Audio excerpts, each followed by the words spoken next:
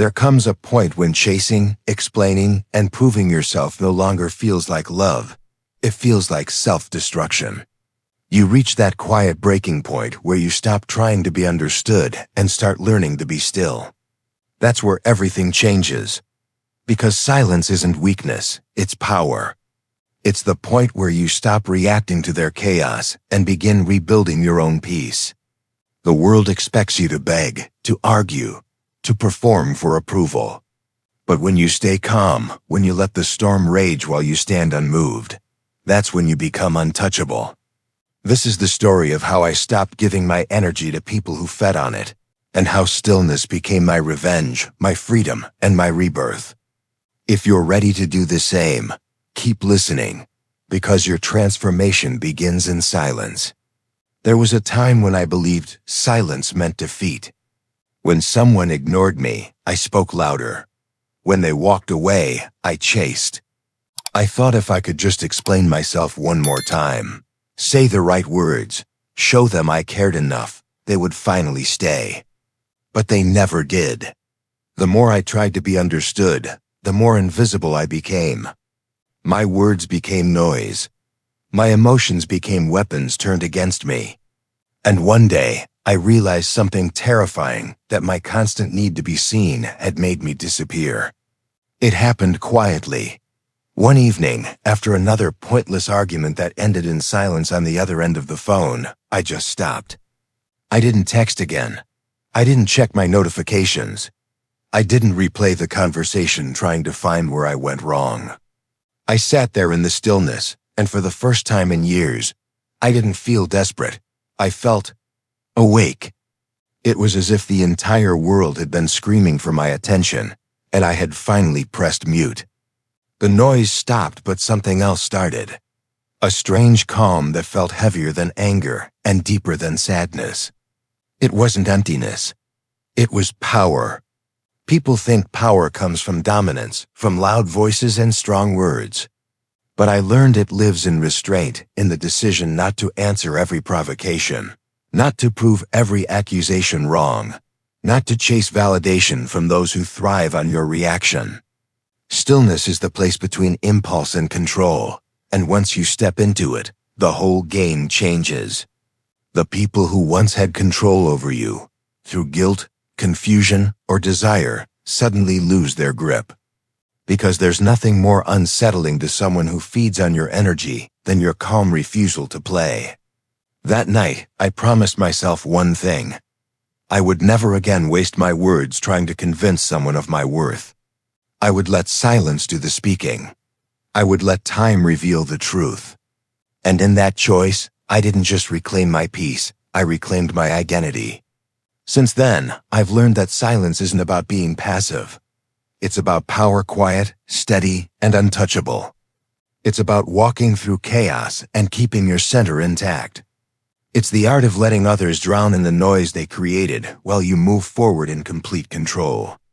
That's why I say, stillness is the ultimate revenge.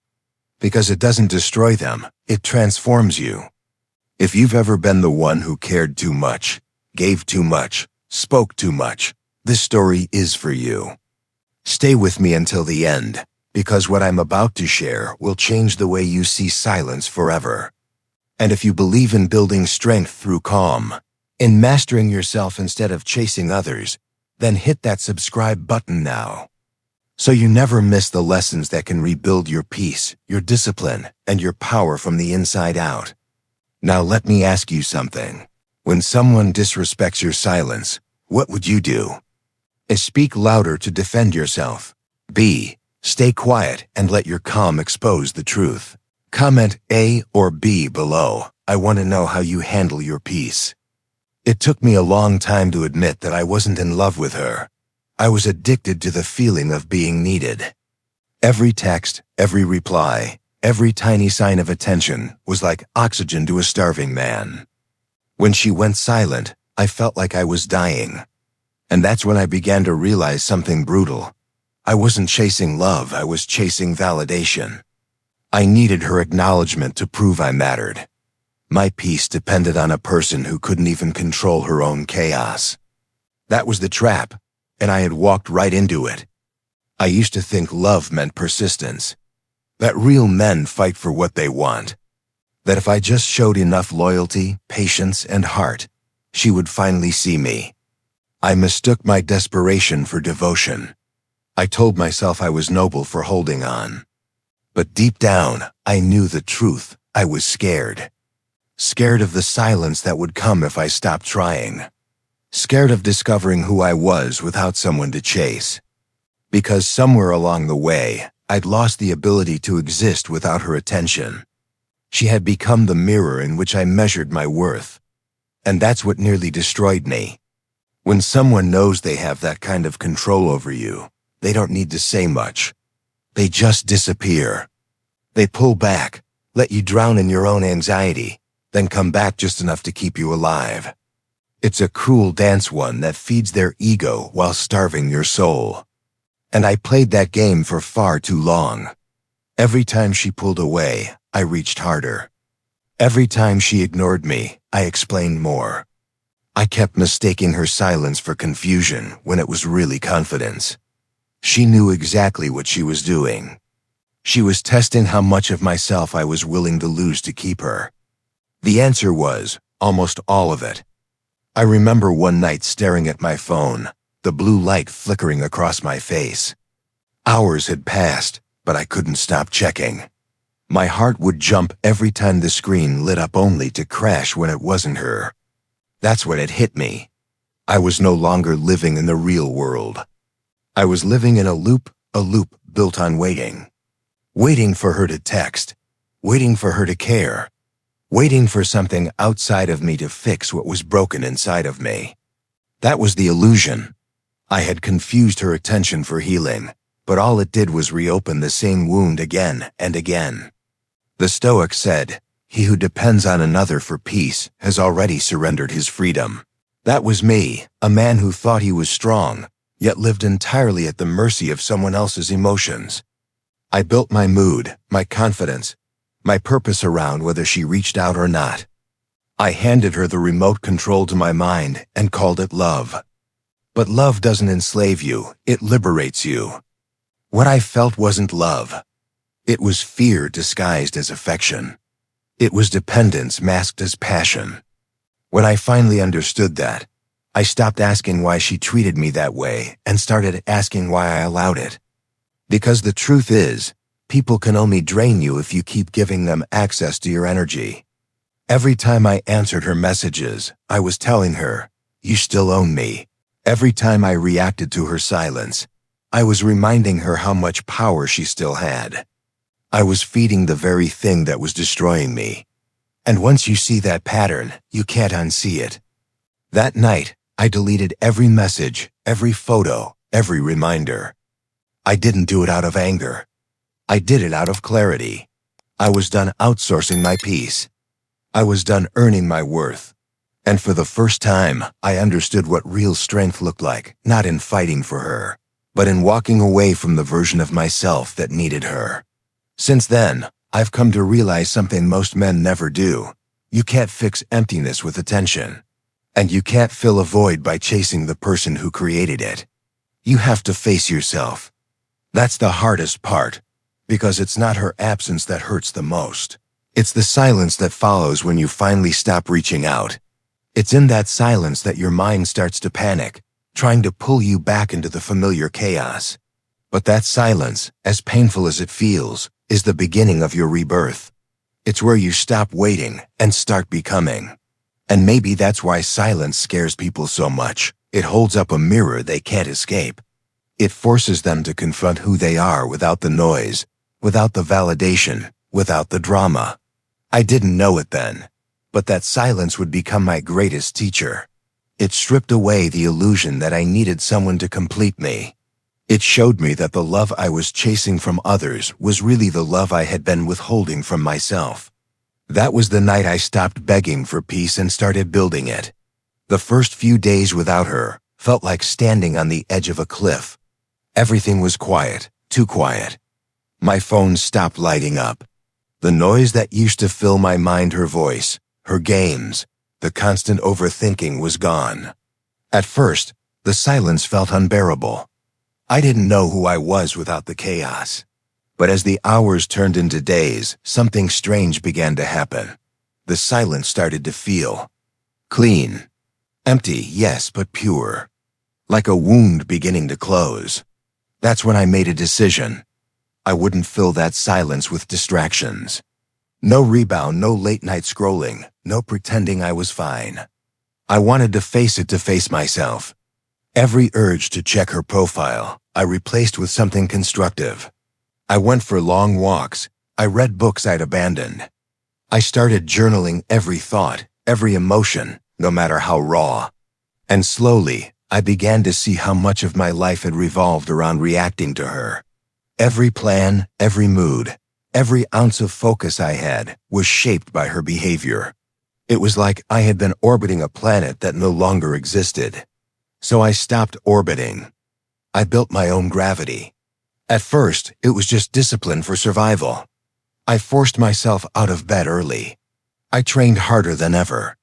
I set rules, no checking the phone before sunrise, no emotional conversations after dark, no thinking about her when my hands were idle. The more structure I gave my day, the less power my emotions had. It wasn't easy. There were nights when I nearly broke, when the loneliness screamed so loud, I wanted to run back to the same fire that had burned me. But every time that urge came, I reminded myself, pain is not an invitation to go backward. It's a test to see if you've learned. And somewhere along the way, I realized that silence wasn't emptiness, it was space. Space for clarity, space for self-respect.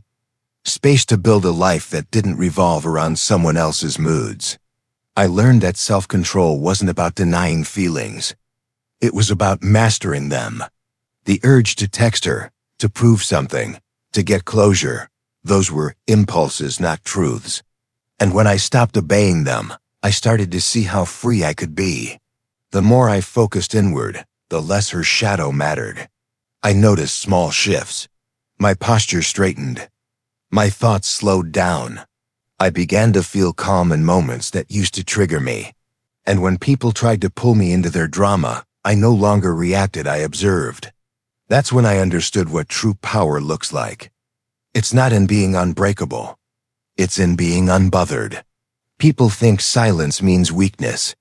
But the truth is, silence is a filter. It reveals who actually values you and who only valued your reaction.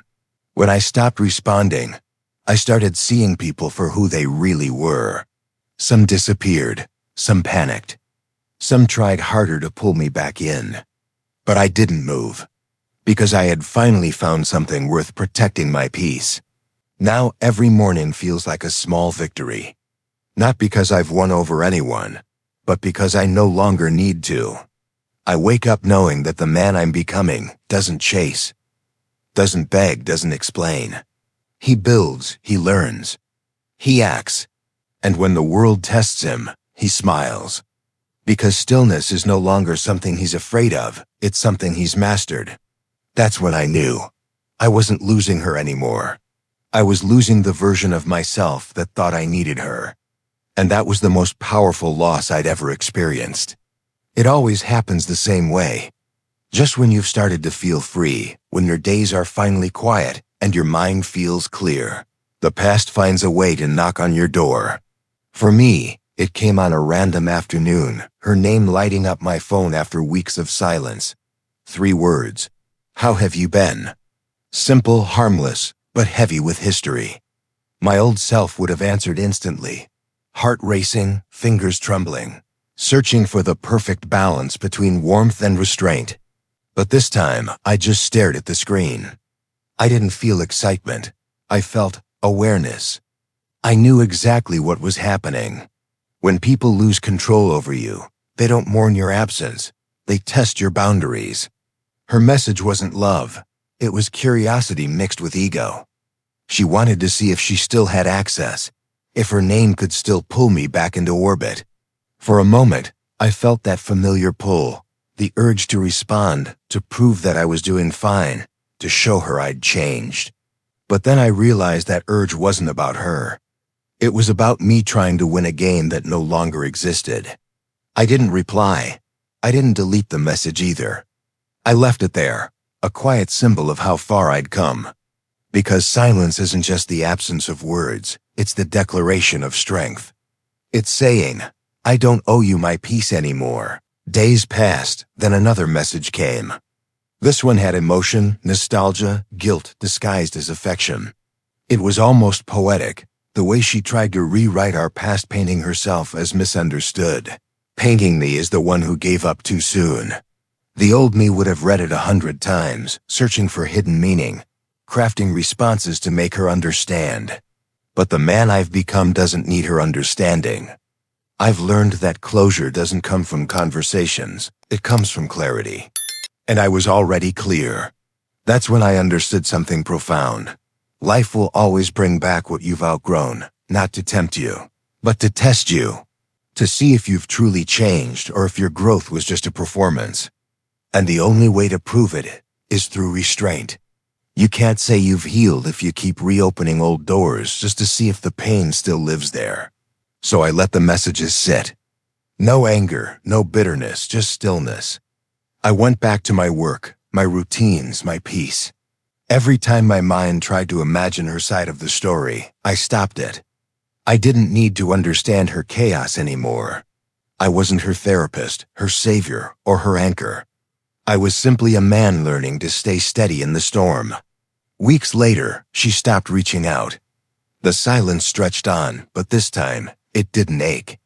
It felt like confirmation that I had passed the test. And strangely, that's when compassion returned.